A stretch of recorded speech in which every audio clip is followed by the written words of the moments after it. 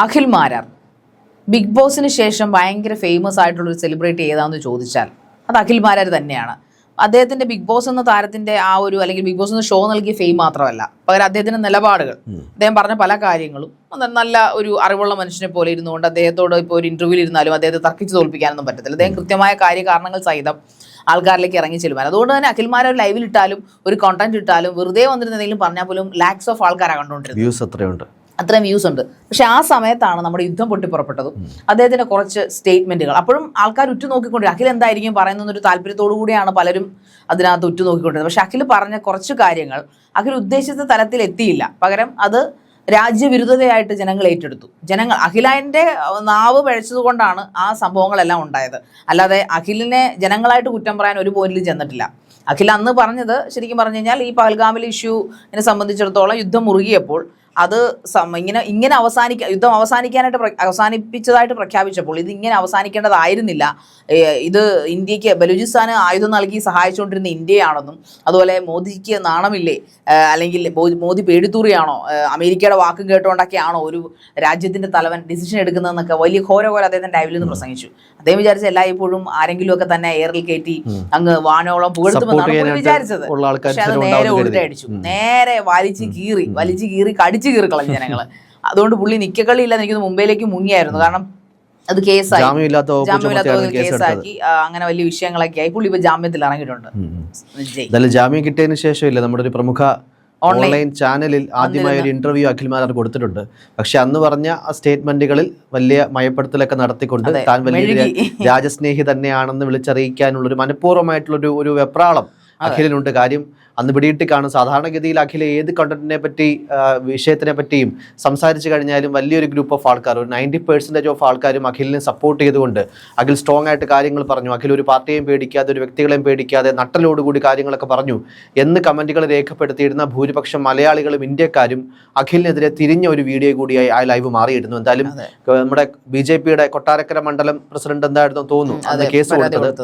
എന്തായാലും രാജ്യത്തിന്റെ അഖണ്ഡതയ്ക്കും ഐക്യത്തിനും പരമാധികാരത്തിനുമൊക്കെ എതിരെ സംസാരിച്ചു, രാജ്യത്തിന്റെ പരമാധികാരത്തെ വ്രണപ്പെടുത്തി തുടങ്ങിയിട്ടുള്ള ഗുരുതരമായിട്ടുള്ള ആരോപണങ്ങളായിരുന്നു ആ പരാതിയിൽ ഉണ്ടായിരുന്നത്. അത് വളരെ ഗുരുതരമായിട്ട് കണ്ടു തന്നെ പോലീസ് ജാമ്യമില്ലാത്ത വകുപ്പുകൾ ചുമത്തിയാണ് അഖിലിനെതിരെ കേസെടുത്തതും. എന്തായാലും അഖിലിനൊടുവിൽ ജാമ്യം കിട്ടിയിരിക്കുന്നു. ജാമ്യം കിട്ടിയതിന് ശേഷം കൊടുക്കുന്ന ആദ്യത്തെ ഇന്റർവ്യൂ കൂടിയാണ്.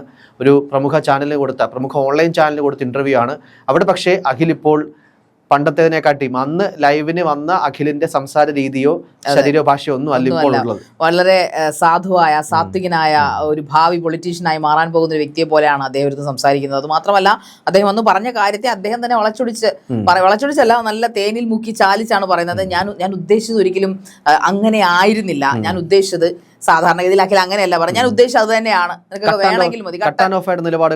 പക്ഷെ പുള്ളി ഇപ്പൊ അങ്ങോട്ടിരുന്ന് പറയുന്നത്, ഈ ഇന്റർവ്യൂവർ ചോദിക്കുന്ന പ്രമുഖ മാധ്യമപ്രവർത്തകൻ ചോദിക്കുന്ന ചോദ്യത്തിന് പുള്ളി പറയുന്ന ഒരു മറുപടി എന്ന് പറഞ്ഞു കഴിഞ്ഞാൽ, ഞാൻ ഉദ്ദേശിച്ചത് ഞാൻ ഒരു ചില സമയങ്ങളിലെങ്കിലും ഞാൻ ഒരു സംഖ്യയായി മാറിയോ എന്ന് ഞാൻ ചിന്തിച്ചു പോയിരുന്നു. അതുകൊണ്ടാണ്, അതായത് പാകിസ്ഥാനെ തോൽപ്പിച്ച് ഇന്ത്യ ലോകത്തിന് നെറുകയിൽ കീറും, അതിനുശേഷം ബലൂചിസ്ഥാനെ മോചിപ്പിക്കും, പാക് അധിനിവേശ കാശ്മീരിനെ മോചിപ്പിച്ചുകൊണ്ട് നോക്കടാ, നീക്ക് ഇനി ധൈര്യം ഉണ്ടെങ്കിൽ ഞങ്ങൾ തോണ്ടടാ എന്ന രീതിയിൽ സംസാരിക്കും എന്നൊരു ഡെഫിനിഷൻ തന്നെ മാറ്റി മറിച്ചുകൊണ്ടാണ് പുള്ളി ആ ഓൺലൈൻ മീഡിയയിൽ വന്നിരുന്ന് വിളമ്പുന്നത്.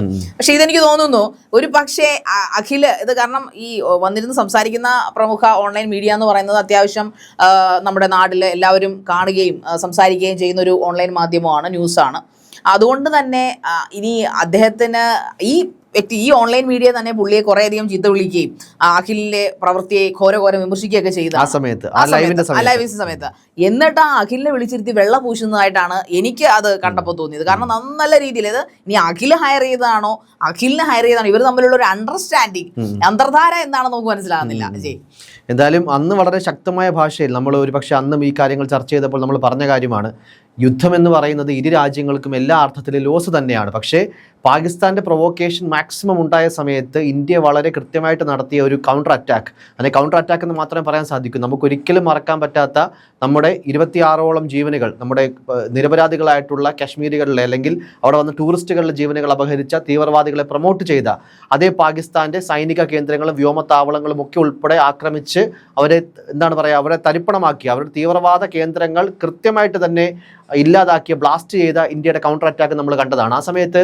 ഏത് വിധേനയും യുദ്ധമില്ലാതാകണേ. കാര്യം ഒരു സമയത്ത് യുദ്ധം മുറുകുന്ന ഒരു സമയത്ത് നമുക്ക് ഇന്ത്യക്കാർക്കും ലോസ് ഉണ്ടാകുന്ന ഒരു അവസ്ഥ ഉണ്ടാവും, നമുക്ക് നിരവധി സൈനികരെ നഷ്ടപ്പെടുന്ന അവസ്ഥ ഉണ്ടാവും.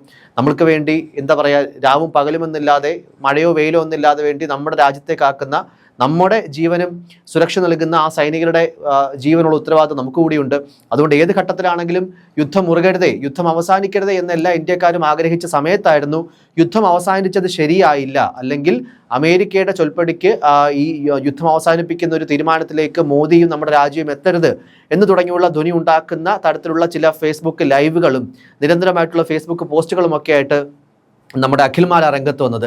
എനിക്ക് തോന്നുന്നൊരു സംവിധായകൻ എങ്ങനെ ആഗ്രഹിക്കുന്നു, ഒരു സംവിധായകൻ എങ്ങനെ ഒരു സിനിമ നിർത്തണമെന്ന് ആഗ്രഹിക്കുന്നു, അതേപോലത്തെ കുറച്ചുകൂടെ സിനിമാറ്റിക് ഡയലോഗുകളും കുറേ സിനിമാറ്റിക് പഞ്ചുകളും ഒക്കെ ആക്കിയിട്ട് വേണമായിരുന്നു ഇത് നിർത്താൻ. അല്ലെങ്കിൽ ആ ഭീകരരെ നിങ്ങൾ കൊണ്ട് നിർത്തി തരണം ഞങ്ങളുടെ മുന്നിൽ, എങ്കിൽ മാത്രമേ യുദ്ധം നിർത്തുകയുള്ളൂ എന്നുള്ളൊരു ഡിമാൻഡുകളൊക്കെ ഇന്ത്യ വെക്കണമായിരുന്നു തുടങ്ങിയ സ്റ്റേറ്റ്മെൻറ്റുകളായിരുന്നു. അല്ലെങ്കിൽ കുറച്ച് സിനിമാറ്റിക് സൂപ്പർ ഹീറോ പരിവേഷത്തോടു കൂടി ഇന്ത്യയും മോദിയും ഒക്കെ പെരുമാറണം എന്ന് റിയൽ ലൈഫിൽ നടക്കാത്ത, എങ്കിൽ ഒരു സിനിമാക്കാരന്റെ മാത്രം ബുദ്ധിയിൽ ഒതുങ്ങുന്ന ചില ചിന്തകളായിരുന്നു അഖിൽ എന്ന് പങ്കുവെച്ചത്. അഖിലിനെ സംബന്ധിച്ചിടത്തോളം അഖിൽ ശരിക്കും സിനിമയിൽ പ്രവർത്തിക്കാൻ ആഗ്രഹിക്കുന്നതാണ്, സിനിമയിലൊക്കെ അഭിനയിക്കുന്നുണ്ട്. ഇപ്പോൾ പുള്ളി സിനിമയുടെ പിന്നാമ്പുറത്തും മുന്നാമ്പുറത്തും ഒക്കെ അഭിനയിക്കണമെന്നും സോ അതുകൊണ്ട് തന്നെ പുള്ളിക്ക് ആ ഒരു മസാല സാധനങ്ങൾ ഉണ്ടെന്നാണ് എനിക്ക് തോന്നുന്നത്. പിന്നെ എനിക്ക് തോന്നുന്നു നമ്മുടെ മറ്റേ ടൊവിനോയുടെ കഥാപാത്രം ഉണ്ടല്ലോ, മറ്റേ ഒരു സൂപ്പർ ഹീറോ ആയിട്ട് അഭിനയിച്ചത് മിന്നൽ മുരളി, ചില സമയത്ത് മിന്നൽ അഖിലായി മാറിയോ എന്ന ചില സംശയങ്ങൾ, അതിനൊരു പരകായ പ്രവേശം അദ്ദേഹം ചെയ്തു എന്ന് പോലും തോന്നിയിരുന്നു. കാരണം ഒരു റിയാലിറ്റി അദ്ദേഹത്തിൽ നിന്ന് ഒരിക്കലും മലയാളികൾ കേരളീയർ പ്രതീക്ഷിക്കാത്തൊരു മറുപടിയും ഒരു ആറ്റിറ്റ്യൂഡും ആയിരുന്നു നമ്മുടെ യുദ്ധസമയത്ത് നമ്മൾ പുറപ്പെടുവിക്കുന്ന, അതൊരു മീഡിയ ആയാലും ഒരു പൊതുജനമായാലും പുറപ്പെടുവിക്കുന്ന ഒരു വാക്കും ഓരോരുത്തരുടെ ഹൃദയം മുറിവേൽപ്പിക്കും. അത് മോട്ടിവേഷൻ, അത് വല്ലാതെ മോട്ടിവേറ്റ് ചെയ്യിക്കും. അതുപോലെ തന്നെയാണ് അഖിലിന്റെ കാര്യത്തിൽ സംഭവിച്ചത്. അഖിലിനെ സംബന്ധിച്ചിടത്തോളം അഖില് സാധാരണഗതിയിൽ ഘോരം അനീതിക്കെതിരെ പ്രസംഗിക്കും. ഇവനെന്തിനാ നമ്മുടെ മുഖ്യനെതിരെയൊക്കെ എനിക്ക് പുല്ലാണ്, എനിക്കൊരു പേടിയില്ല, എന്നെ ഒന്ന് അറസ്റ്റ് ചെയ്തോളൂ, ഞാൻ ജയിലിൽ കിടക്കാം, എനിക്ക് ഒരുത്തനെ പേടിക്കാൻ, ചെയ്യേണ്ടത് ചെയ്യും.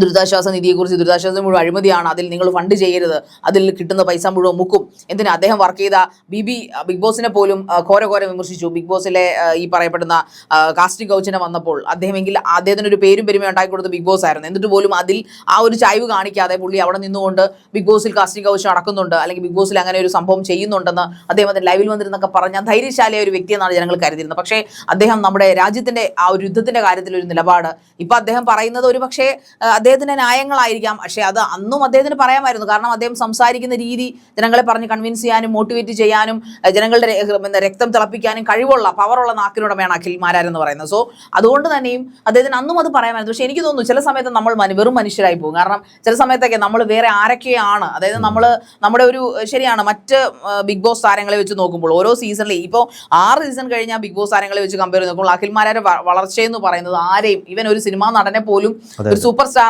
പോലും അസൂയപ്പെടുന്ന തരത്തിലുള്ള ലോങ് ടൈമിലേക്കുള്ള ഒരു സസ്റ്റൈനബിൾ ആയിട്ടുള്ള ഒരു വളർച്ചയായിരുന്നു. സാധാരണഗതിയിലൊക്കെ നമ്മുടെ റോബിൻ ആവട്ടെ, അല്ലെങ്കിൽ ആ രീതിയിലൊക്കെ ബിഗ് ബോസിൽ കഴിഞ്ഞിട്ട് അറിയപ്പെടുന്ന ആൾക്കാർ ഒരു സഡൻ ബൂമിന് ശേഷം കുറച്ച് കഴിയുമ്പോഴത്തേക്ക് സ്വാഭാവിക ഡൗൺ ആവും, അല്ലെങ്കിൽ അവർ ഈ പറഞ്ഞ മാറി നിൽക്കും. അഖിലിനെ സംബന്ധിച്ചിടത്തോളം അഖിലിനെ ജനങ്ങളുടെ ജനസമ്മതി ഒരു വശത്ത് നിറച്ച്, പിന്നെ ഫിനാൻഷ്യൽ കാര്യങ്ങളാണ്, അതായത് ഉദ്ഘാടനം, മറ്റു കാര്യങ്ങൾ, അതൊക്കെ പച്ചയ്ക്ക് തന്നെ വിളിച്ചു പറയാം. ഞാൻ പൈസ മേടിച്ചിട്ടേ വരാറുള്ളൂ, ഇവൻ ഏഷ്യാനെറ്റിൽ പോലും ഞാനൊന്നും ഫ്രീ ആയിട്ട് ചെയ്ത് കൊടുക്കത്തില്ല, ഞാൻ പൈസ വാങ്ങിക്കും, എന്നെ വെച്ച് അവർ മുതലാക്കിയിട്ടുണ്ടെങ്കിൽ എനിക്കിനി കാശ് ചോദിക്കാം എന്നൊരു വാക്ക്, അതൊക്കെ നല്ലതാണ്, ആറ്റിറ്റ്യൂഡൊക്കെ നല്ലത് തന്നെ, ഒരു പ്രശ്നമൊന്നുമില്ല. പക്ഷേ അതൊരു പോയിന്റിൽ നമ്മളെ തന്നെ മറക്കുന്ന രീതിയിലായി പോയി എന്ന് പിന്നീട് എനിക്ക് തോന്നിയിട്ടുണ്ട്.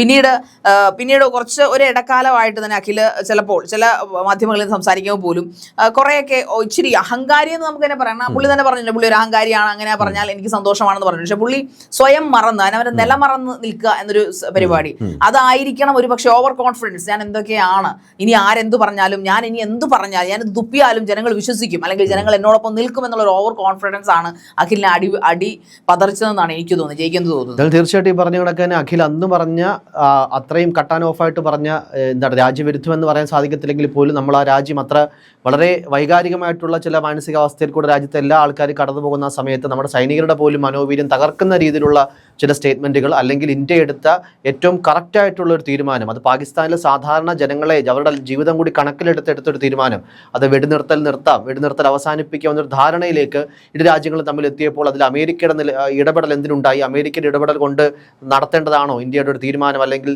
ഏറ്റവും പ്രധാനപ്പെട്ട ഒരു തീരുമാനം കൈക്കൊള്ളേണ്ടത് ട്രംപിന്റെ ഇടപെടൽ കൊണ്ടാണോ തുടങ്ങിയിട്ടുള്ള രീതിയിൽ വളരെ നിശിതമായ രീതിയിൽ ഇന്ത്യയുടെ പ്രധാനമന്ത്രിയായിട്ടുള്ള നരേന്ദ്രമോദിയും ഒക്കെ വിമർശിക്കുന്ന ഒരു അഖിലിനെ നമ്മൾ അന്ന് കണ്ടതാണ്. പക്ഷേ ഇന്ന് ഈ ജാമ്യം, അതായത് പോലീസ് അറസ്റ്റ് ചെയ്യുന്ന സമയത്ത് തന്നെ ആ സമയത്ത് കുറച്ചധികം നാൾ അഖിലിനെ യാതൊരു അറിവില്ലായിരുന്നു. അഖിൽ എവിടെയാണെന്നുള്ള കാര്യത്തിനെ പറ്റി അങ്ങനെയൊക്കെയുള്ള വാർത്തകളായിരുന്നു വന്നത്. എന്തായാലും ജാമ്യം കിട്ടാത്ത വകുപ്പിലാണ് തനിക്കെതിരെ കേസെടുത്തെന്ന് പറഞ്ഞപ്പോൾ അഖിൽ സ്വാഭാവികമായിട്ടും കുറച്ച് വിരണ്ടുപോയി എന്നുള്ള സത്യമാണ്. എന്തായാലും ജാമ്യം കിട്ടിയതിന് ശേഷം പുറത്തിറങ്ങി ആദ്യമായി ഒരു ഓൺലൈൻ ചാനലിൽ കൊടുത്ത ഇന്റർവ്യൂവിൽ അഖിലാകെ മൊത്തം ഒന്ന് പരിങ്ങി എന്ന് പറയാൻ പറ്റത്തില്ലെങ്കിൽ പോലും കുറച്ചധികം പോളിഷ്ഡായിട്ട് സംസാരിക്കുന്ന രീതിയിലേക്ക് നിലപാടുകൾ മാറി. പഴയ അഖിലിനെ പൂർണ്ണമായിട്ട് നമുക്ക് ആ ഇന്റർവ്യൂവിൽ കാണാൻ സാധിക്കില്ല. വീര്യം പേടിക്കുന്നത് പോലെ അദ്ദേഹത്തിന് തോന്നി. അതുപോലെ അദ്ദേഹം ആറ്റിങ്ങിൽ നിന്ന് മത്സരിക്കുന്നു, കൊട്ടാരക്കരയിൽ നിന്ന് മത്സരിക്കുന്നു എന്നൊക്കെ ചോദ്യത്തിനൊക്കെ അദ്ദേഹം പറഞ്ഞു ഒരിക്കലും ഞാൻ ഇനി അങ്ങോട്ട് മത്സരിക്കാനില്ല. അതുപോലെ വി ഡി സതീശിന്റെ കാര്യങ്ങളായാലും അതുപോലെ ഉമ്മൻചാണ്ടി സഖാവിന്റെ കാര്യങ്ങളായാലും പിന്നെ അദ്ദേഹം മന്ത്രിയെയും കൂടുതൽ ജനങ്ങൾക്ക് ദേഷ്യം വന്നത് ഇന്ദിരാഗാന്ധിയെയും മോദിയെയും തമ്മിലൊക്കെ ഒരു കമ്പാരിസൺ ഒക്കെ ഉണ്ടായി. അത് ശരിക്കും ഒരിക്കലും ചെയ്യാൻ പാടില്ലാത്ത കാര്യങ്ങളാണ്. കാരണം ഓരോ നേതാക്കൾക്കും ഓരോ രീതിയാണല്ലേ. ഇന്ദിരാഗാന്ധിയെ വെച്ച് നമുക്ക് ഒരു നേതാവിനെ കമ്പയർ ചെയ്യാൻ പറ്റില്ല. ഷീസ് എന്താ പറയുക, നമ്മുടെ എനിക്ക് തോന്നുന്നു ഇന്ത്യയിലെ ഒരൊറ്റ പ്രധാനമന്ത്രി, വനിതാ പ്രധാനമന്ത്രി ഉണ്ടായിട്ടുള്ളൂ. അത് അതെ, അത് ഇന്ദിരാഗാന്ധിയാണ്. ഇന്ദിരാഗാന്ധിക്ക് പകരം ഇന്ദിരാഗാന്ധി മാത്രം.